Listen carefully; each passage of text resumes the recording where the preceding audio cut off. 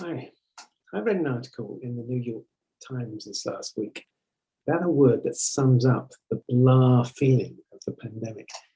This very expressive word, languishing. It's the in-between word.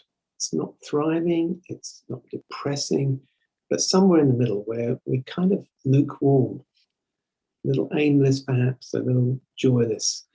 Sometimes it's helpful to have a name for a condition like that, and then it's somehow easier to come up with the antidotes to combat the condition. Yeah, so around our area where I live, there are some empty plots where wildflowers are growing, taking over really. This place is up for sale, but no one seems to be interested, and the property, I would say, is languishing. And just up the road from there is this unfinished house. It's actually been like that for the last year. People fiddle about doing this and that, but never completing anything, and there it sits, month after month, just languishing. Perhaps the word describes how you feel. So what do we do about it if we feel like we're languishing? How do we get out of this feeling?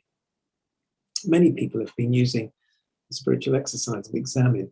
It was Ignatius who developed it, and part of his aim was to help us connect our days into the big picture of our lives, into our passions and into our calling. So it's helpful then to start with small steps of focus so that something that we do actually connects with that overall passion and calling we have. My daughter has got 2 children, just aged 4 and 2, and during the last year, she started an Instagram page called mumwithtwo. She posts Monday to Friday and shares creative activities for young children. And this ties in with one of her passions, which is for preschool. And it's helped her during her COVID season and given her a meaningful purpose. And at the same time, something very enjoyable for her children.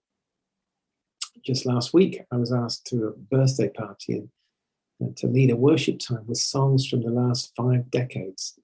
My immediate thought was, I'm not sure I want to do that. But I finally agreed, and eventually it connected in with my passion for music.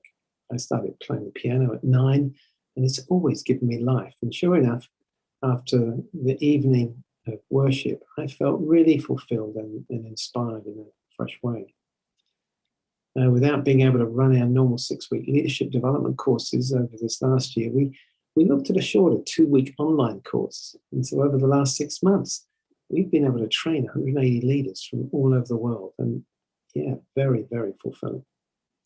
So I'd encourage you to look for and start focusing on doing things every week that will connect with your sense of really living.